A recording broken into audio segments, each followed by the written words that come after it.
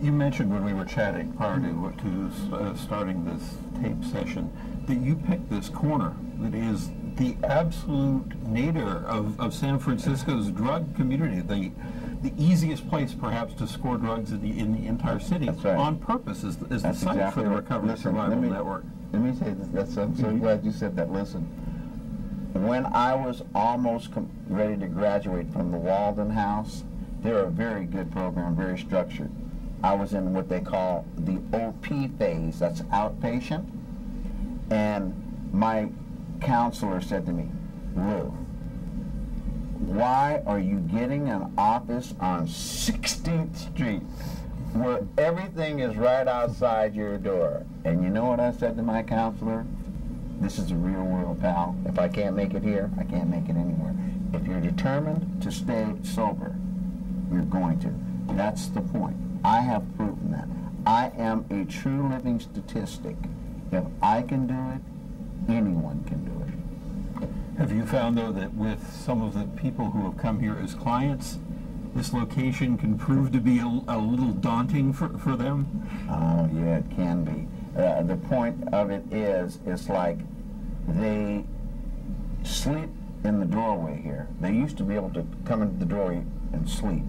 Our landlady now, she put, lockdowns just where they can't do it, and she made it where it's more secure. But there used to be homeless people sleeping in the doorway every day when I'd come here to get into the office, and there'd be hypodermic needles out there. I can walk downstairs almost any day of the week.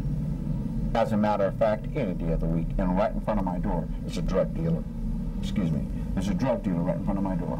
And you know what? Like, I never try to say, like, hey, you're in front of my... I can't do that. I'm not a policeman. I don't try to police the area. I'm here for those who need and want to turn their lives around. That's the only way you can describe what I do. And how many lives have you been involved with so far that you've helped turn around? Holy smoke, quite a few. As a matter of fact, I have clients, like we also have a 24-hour hotline, 1-888-USE-NONE. That is our toll-free number.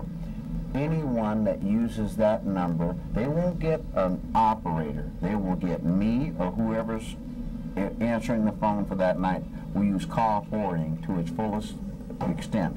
Whoever's answering the phone that night, that they say, hi, can I help you? I've talked so many people off suicidal binges that were on drunken drug binges. We offer referrals to any county or any state. We have really, really good reference material on how to help refer people out. And I understand that you do aftercare for up to 2 years for Yes. people who have been through your program. Yes, it's what we call is follow-up. Basically, the reason we feel our program is a little different than the most of them, this is what you call self-help to a degree. We're going to be there to help you. We're going to give you the furniture you need once you get into your house. We're going to give you the clothing that you need when you go out on your job search. Prior to that, we're going to give you the stabilization tools that you need. But we're going to help you to help yourself.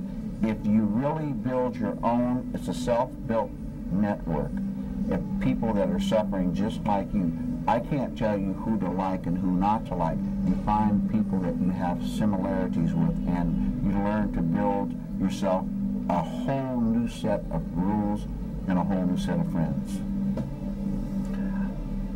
How many people, though, because people are always asking in terms of, you've put together an incredible program here, but how many people have actually been through the program and have been helped, approximately? Approximately, we've dealt with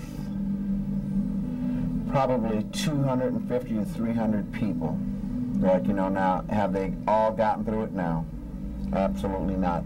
What happens is they'll come in one day and they'll be all ready to go.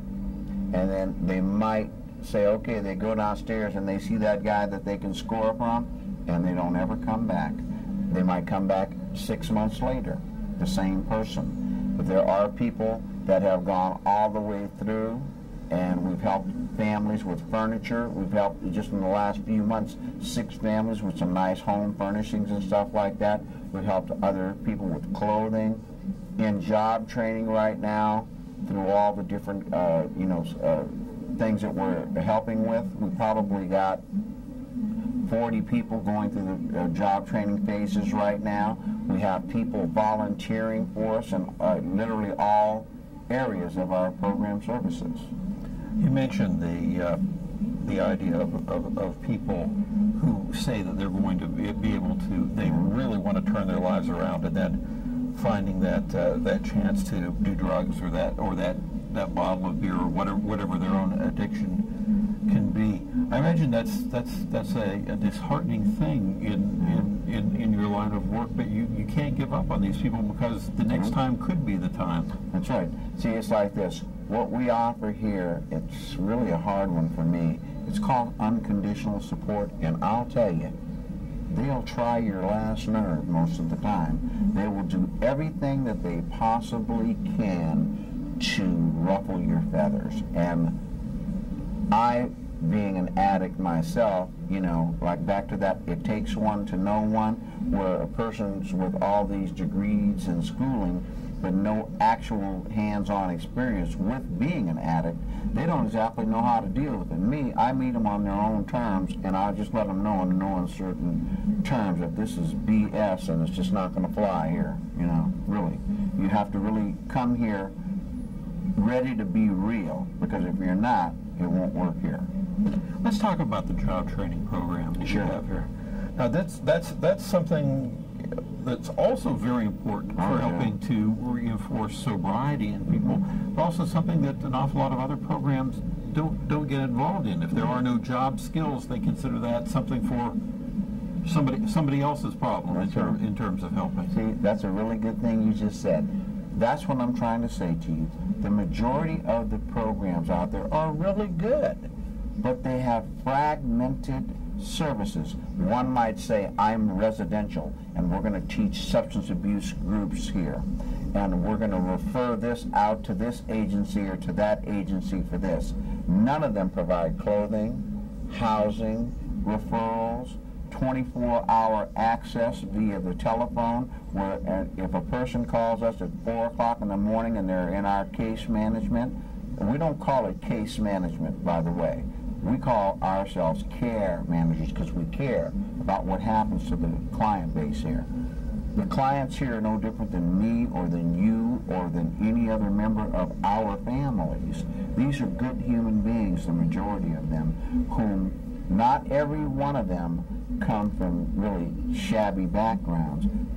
Addiction has no boundaries. That's real.